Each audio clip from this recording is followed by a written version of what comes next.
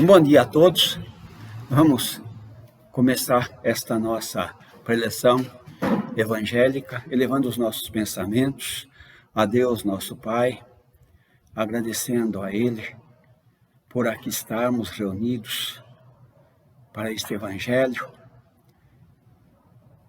sem público encarnado por causa da pandemia que atravessamos, mas temos certeza que muitos dos desencarnados aqui conosco, e que Deus, nosso Pai, ajude toda a humanidade para que as vacinas que aí estão chegando possam serem eficientes para que esse mal seja sanado do planeta e voltarmos todos nós à nossa rotina, às nossas atividades normais. Obrigado, Pai amado, por tudo e que assim seja. Vamos passar a palavra, então, ao Fábio Montanha.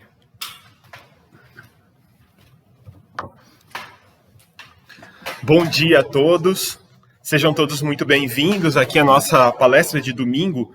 E eu gostaria, antes de começar, dar alguns dos nossos recadinhos. O primeiro é pedir para colocar a água para fluidificar ou para fluir, para a gente poder tomar ao final da nossa reunião virtual, essa que nós estamos aqui online.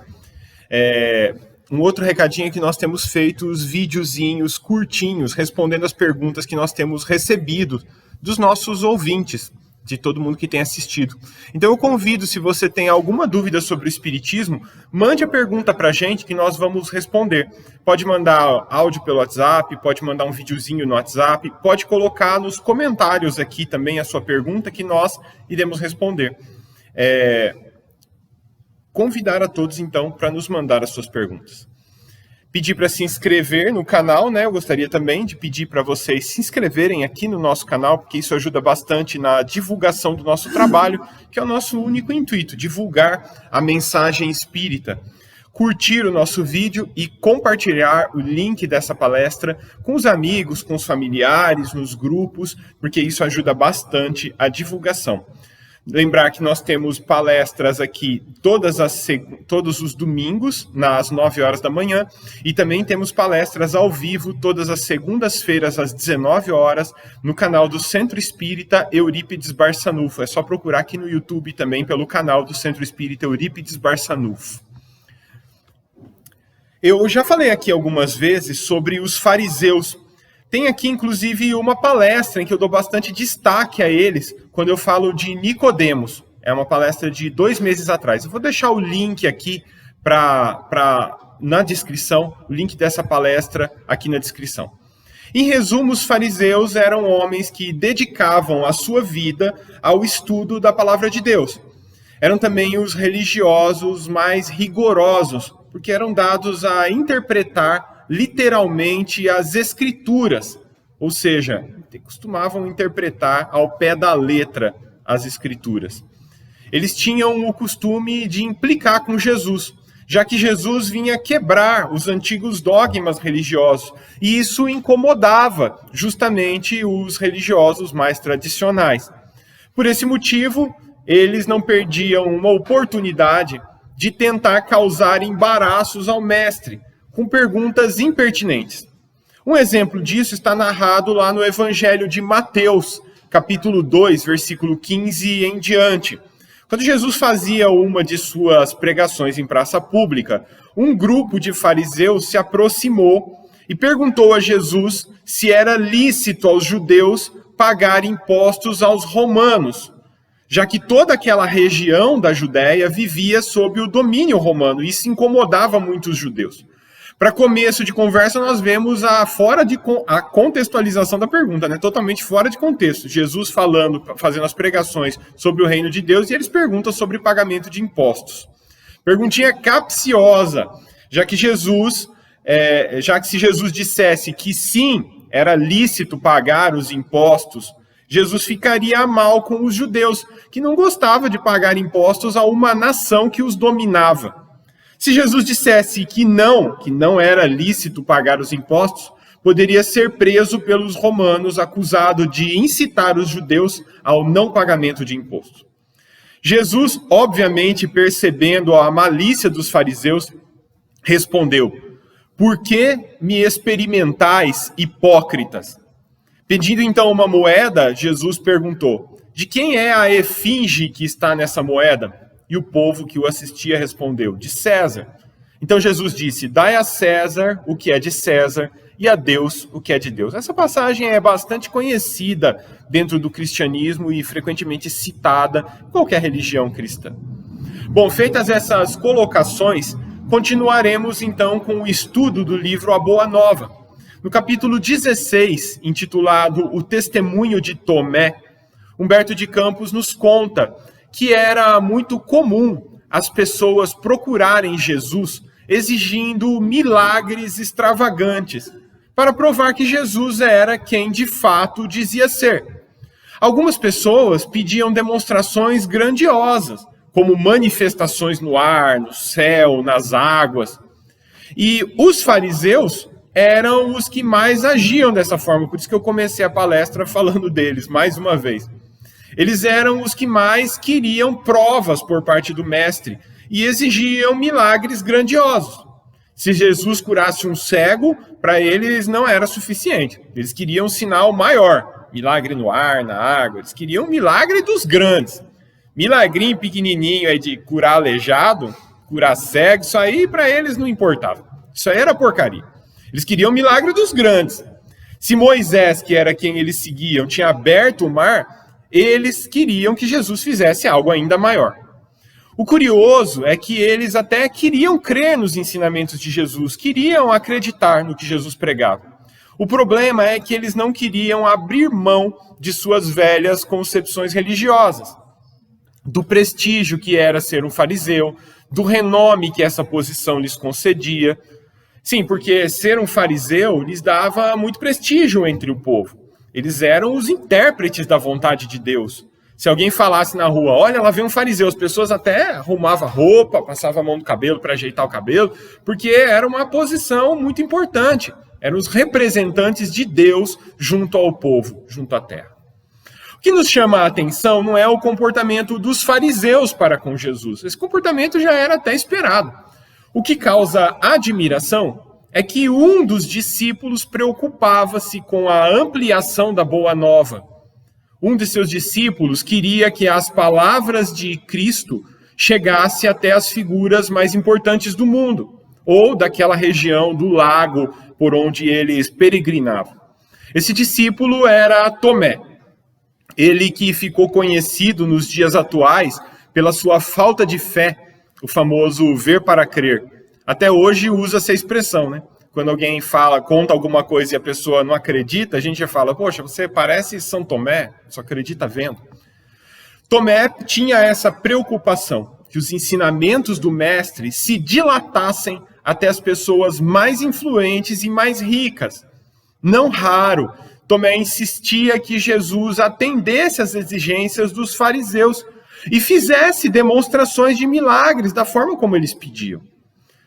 Desenhado então este cenário, seguimos com a narrativa de Humberto de Campos. Ele nos conta que logo após a segunda multiplicação de pães, Jesus dirigiu-se para uma localidade próximo a Magdala, chamada de Dalmanuta, e descansava na casa de um pescador chamado Zacarias. Quando Tomé chegou pedindo a atenção de Jesus, dizendo, chegou todo esbaforido, empolgado, Senhor, numerosos homens de importância estão na localidade e desejam um sinal de vossa missão divina.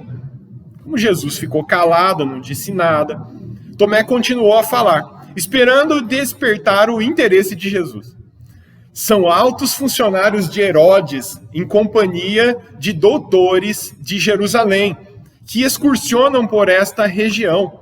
Além disso, estão acompanhados de patrícios romanos, interessados em conhecer o lago e suas aldeias mais influentes. Esses viajantes ilustres fizeram-me portador de um convite atencioso e amável, pois vos esperam na casa do centurião Cornélio Cimbro. Então Tomé já tinha organizado tudo, já tinha combinado até a hora do encontro. Falou, pessoal, vocês segurem aí um pouquinho, que eu vou só ali buscar o homem, já volto já com ele. Entretanto, Jesus tinha outros planos. E Tomé não fazia isso por mal. É bom a gente entender, Tomé não tinha maldade. Para ele, aquilo era o melhor que ele podia oferecer, era ser o relações públicas de Jesus e fazer com que Jesus se conectasse com essas pessoas mais poderosas, mais afortunadas. Depois de longo silêncio em que Jesus parecia analisar a atitude mental de Tomé, Jesus respondeu: "Que desejam de mim?" Vamos guardar essa pergunta, porque já já eu vou voltar a falar dela. Jesus pergunta a Tomé: "Que desejam de mim?" E Tomé responde: "Querem conhecê-lo, mestre." E Jesus responde: "Não é necessário que vejam a mim, mas que sintam a verdade que trago de nosso Pai." Jesus responde isso com tranquilidade e com firmeza. Nessa hora, Tomé murchou, né? Ficou meio desgostoso com aquela resposta, mas ele ainda tentou argumentar. "Mestre, atendei-os. Que será do evangelho do reino e de nós mesmos sem o apoio dos influentes e prestigiados? O senhor acredita na vitória sem o amparo das energias que dominam o mundo? Mostre a esses homens o vosso poder divino, pois eles apenas desejam lhe conhecer de perto." Era Tomé dizendo: "Mestre, dá só uma passadinha lá, não precisa ficar muito tempo não." Sabe quando a gente está tentando convencer alguém a ir em algum lugar que a pessoa não quer? Que a gente fala assim: "Não, vamos lá, só dar uma passadinha, é rapidinho. Rapidinho a gente só vai lá." E também não precisa fazer milagre muito grande não, mestre. Não precisa multiplicar 4.000 pães. O senhor só faz um virar 2, que eles já vão ficar felizes, já vai mostrar o seu poder para ele. Jesus então responde a Tomé com energia. Agora Jesus responde com mais energia a Tomé. "Tomé, Deus não exige que os homens o conheçam, senão no santuário do perfeito conhecimento de si mesmos." Curiosa a afirmativa de Jesus a respeito do conhecimento a si mesmo. Uma das minhas questões preferidas do Livro dos Espíritos é justamente a questão 919, onde Kardec pergunta: qual o meio prático mais eficaz que tem o homem de se melhorar nessa vida e de resistir à atração do mal? E quem vem responder a essa pergunta é ninguém menos do que Santo Agostinho. Ele diz o seguinte: "Fazei o que eu fazia quando estava entre vós. Todas as noites, antes de dormir, passava em revista o que fizera durante o dia. Perguntava a mim mesmo se alguém teve motivos para se queixar de mim. Procurava não repetir o que havia feito de mal, procurava repetir o que havia feito de bom. Foi assim que cheguei a me conhecer e a ver o que em mim precisava de mudanças." Então veja a importância de conhecer a si mesmo. Jesus já falava isso, conhecer a Deus no santuário perfeito do conhecimento de si mesmo. Tomé o escutava perplexo e entristecido. "Mestre, compreendo as vossas observações divinas. No entanto, esses forasteiros desejam apenas um sinal de Deus no céu." Tomé ainda tentava: "Poxa vida, mestre, que custa, vai? É só um milagrezinho de nada, um sinalzinho de Deus só. Por favor, vamos lá." Mas Jesus, irredutível, responde a Tomé: "Tomé, se são incapazes de perceber a presença de nosso Pai, como poderão reconhecer-lhe um simples sinal? Vai, Tomé, e diga-lhes que o evangelho do reino não se destina aos que se encontram satisfeitos e confortados na terra. Destina-se justamente aos corações que aspiram a uma vida melhor." Que afirmação fantástica de Jesus a respeito do evangelho. Diga-lhes que o evangelho do reino não se destina aos que se encontram satisfeitos e confortados na vida.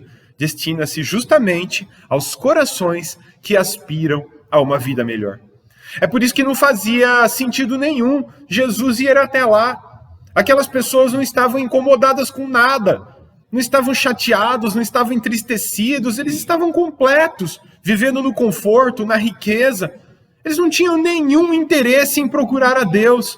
Por isso que Jesus preferia andar com os desgraçados da sorte. O evangelho de Jesus não é para as pessoas que querem, é para as pessoas que precisam. Por isso que se eu já me acho bom, para que eu quero os ensinamentos de Jesus?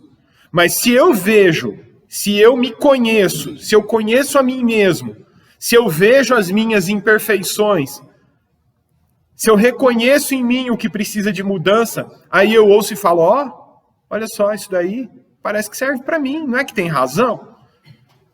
Diante das colocações firmes do mestre, Tomé não insistiu mais. Apenas interrogou hesitante. Aí Tomé já estava pisando com cuidado, né?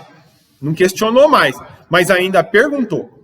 Mestre, como provar às criaturas que o nosso esforço está com Deus? E Jesus responde, Tomé, uma só lágrima que console e esclareça o coração atormentado vale mais do que um sinal imenso no céu, só para impressionar os miseráveis sentidos da criatura humana. Desse dia em diante, Tomé reforçou a sua concepção sobre as mensagens do céu. Embora ainda deixasse escapar pequenas indecisões em matérias de fé, logo as perseguições aos cristãos tiveram início. Jesus foi preso e, com exceção de João, que ficou junto a Maria, todos os outros discípulos debandaram. Tomé, sentindo o coração cheio de remorso, desejava ao menos um último encontro com o mestre. Quem sabe ouvir algumas últimas palavras dirigidas a ele. Se disfarçou de modo a tornar-se irreconhecível, a fim de escapar da ira da multidão, e aproximou-se do mestre na cruz. Observou Jesus na cruz e viu que, apesar do martírio do momento, Jesus permanecia com o semblante sereno, o espírito firme. Não refletia outra coisa senão o amor que sempre pregou. Tomé pôs-se a chorar discretamente. Percebeu que o olhar do mestre o buscara entre as milhares de pessoas que compunham aquela multidão. Fitou os olhos do mestre que o olhavam fixamente. Esperava receber do mestre uma justa reprovação pelo seu condenável comportamento, fugindo ao testemunho na hora extrema em que Jesus mais precisou. Aproximou-se ofegante da cruz e ouviu dos lábios do mestre apenas as palavras: Tomé, no evangelho do reino, o sinal do céu tem de ser o completo sacrifício de nós mesmos. O apóstolo compreendeu as suas palavras e chorou amargamente. Apesar da advertência de Jesus na cruz, Tomé continuou com as suas dúvidas. Quando a notícia da aparição de Cristo se espalhou por Jerusalém, quase vencido em sua escassa fé, Tomé procurou os amigos, ansiando pela manifestação do Mestre. Ainda não conseguia crer com o coração. Mesmo quando Jesus se materializou em sua presença, Tomé teve dificuldades em acreditar no que estava vendo. Jesus, percebendo os pensamentos do discípulo de fé vacilante, disse a famosa frase registrada nos evangelhos: Tomé, põe a mão nas minhas chagas. Tomado de imensa emoção, finalmente a fé inundou o coração de Tomé. Compreendeu finalmente os ensinamentos do mestre. Eu quero chamar a atenção aqui para essa pergunta que Jesus fez a Tomé. Tomé chega empolgado, falando: Mestre, tem um pessoal importante aí querendo ver seus milagres. Bora lá fazer um milagre para impressionar o galerê, né? Traduzindo aí pro palavreado de hoje. Bora lá fazer um milagre lá para impressionar o pessoal. E Jesus pergunta: o que eles desejam de mim, Tomé? O que eles desejam de mim? E essa pergunta vale para nós hoje. O que nós desejamos de Jesus? Por que eu sou cristão? É porque eu quero um milagre? Porque eu tenho uma enfermidade e eu quero ser curado? Porque eu estou passando por um problema financeiro e preciso de recursos materiais? Ou será que é porque eu estou passando por um processo seletivo, um concurso, e eu quero ser aprovado? Ou será que eu estou procurando Jesus por causa dos ensinamentos, no intuito de me melhorar, de conhecer a mim mesmo e melhorar-me? Será que nós estamos dispostos a carregar a cruz junto com Jesus? Ou será que eu estou procurando Jesus buscando somente as coisas materiais do mundo, os sinais dos céus? Porque muitos têm procurado a Jesus pelo imediatismo, na esperança de organizar a vida financeira, de melhorar financeiramente, na esperança de alcançar a cura de uma doença, enfim, buscando coisas do mundo e as coisas terrenas, e não as coisas de Deus, que não é desse mundo. As coisas de Deus não são desse mundo. Como Jesus mesmo afirmou, meu reino não é desse mundo. Será que nós estamos dispostos a beber do cálice de Jesus? Essa é a pergunta que Jesus faz a Tomé e que cabe a nós. O que desejas de mim? Porque nós somos bem seletivos quanto aos ensinamentos de Jesus, né? Quando Jesus nos fala, os mansos herdarão a terra, a gente fala, opa, gostei, isso aí é para mim, eu sou manso, brando, pacífico, que é uma beleza. A terra vai ser minha, então. Mas quando Jesus fala, se alguém lhe bater na face, oferece a outra, aí a gente fala, aí não, hein? Aí eu não quero, não. A terra eu quero para mim, mas da outra face aí eu não quero, não. Aí é só modo de falar, não é para interpretar o pé da letra. Aí quando Jesus fala, vós sois deuses, aí eu gosto. Vixe, eu sou Deus demais? Precisa de ver o tanto que eu sou Deus. Gostei dessa parte. Mas quando Jesus fala, se te roubarem a capa, dá também a túnica, aí já não. Aí eu não gosto mais, não. Sou mais para achar que se me roubarem a capa, eu quero bandido morto, porque bandido bom é bandido morto. Aí, mas dá a túnica também, aí não, melhor não. Não é necessário que vejam a mim, mas que sintam a verdade que trago de nosso Pai. Quando nós compreendermos esta afirmativa que Jesus fez a Tomé, nós entenderemos o verdadeiro significado dos ensinamentos de Jesus. Ver Jesus não é necessário. Não é necessário que Jesus volte. Não é necessário que Jesus se materialize aqui, agora e nos ensine. Não é necessário que vejam a mim. Ele afirmou isso a Tomé. Sentir a verdade que Jesus traz do Pai é compreender que estamos aqui neste mundo de passagem. É ter fé nisso. Que o sofrimento, a dor que nós carregamos nessa vida são apenas instrumentos para a nossa purificação espiritual. Nesse sentido, o Espiritismo nos dá claras instruções sobre como agir nesse sentido. Carregar a cruz de Jesus, beber do cálice junto com Jesus, é entender profundamente, é não ter dúvidas de que Deus não nos abandona, de que nós não estamos jogados à própria sorte. E que o que estamos passando aqui, seja lá o problema que nós estivermos enfrentando, atravessando, é um segundo ante toda a eternidade. É saber que os humilhados serão exaltados, que os últimos serão os primeiros. É ter a certeza da continuidade da vida e de que todos os problemas que nós enfrentamos neste mundo nos servem de aprendizado para o nosso próprio progresso espiritual. Isso é confiar em Deus, sem ter dúvida, sem precisar ver para crer. É ter fé. E nesse aspecto, sobre ter fé, o Espiritismo oferece-nos a fé raciocinada. Não a fé cega, mas a fé embasada pela razão. Nesse aspecto, muitas pessoas perguntam, é um exemplo, de que muitas pessoas querem saber ali, precisam ver. Por que o Espiritismo não abre as portas das sessões mediúnicas para as pessoas assistirem? Muitas pessoas têm curiosidade para saber o que rola nas sessões mediúnicas, porque são as portas fechadas. Por que não abrir para geral assistir? Seria até uma forma de comprovar o que diz o Espiritismo, o contato com os desencarnados, a mediunidade. Facilmente se comprovaria isso tudo, abrindo para geral as sessões mediúnicas. E por que não se faz isso? A resposta vem de Jesus. Se são incapazes de perceber a presença do Pai, como vão reconhecer um sinal? Se não conseguem sentir a Deus, como vão reconhecer um sinal de Deus? A pessoa vai olhar aquilo e vai falar, aquilo lá é tudo marmelada. Quem não está disposto a crer, não há o que se faça para provar o contrário. Jesus nos oferece, por meio de seus ensinamentos, a oportunidade de reforma íntima, de nós nos reformarmos a nós mesmos, nos conhecendo, vendo o que em nós precisa de mudanças, para que nós possamos nos modificar, sermos pessoas melhores, seguindo os ensinamentos do Mestre e fazendo o que Deus espera de nós. Sem milagres, sem curas milagrosas, sem demonstrações no céu, no mar, nas águas. A proposta do cristianismo não é se provar, e sim que as criaturas se melhorem, se amem, se aperfeiçoem, fazendo deste planeta um lugar melhor para se viver.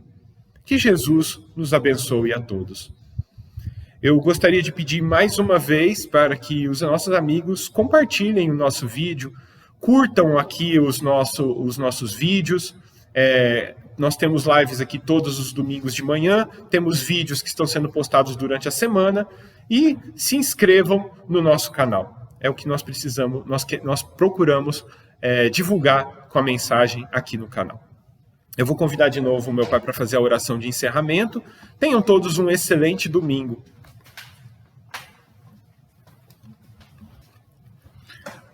Pai nosso que estais nos céus, santificado seja o vosso santo nome. Venha a nós o vosso reino. Seja feita a vossa vontade, assim na terra como nos céus. O pão nosso de cada dia dai-nos hoje, Senhor. Perdoai nossas dívidas, assim como perdoamos aos nossos devedores. Não nos deixeis cair em tentações, mas livrai-nos de todo mal, porque vosso é o reino, o poder e a glória para sempre. Que assim seja.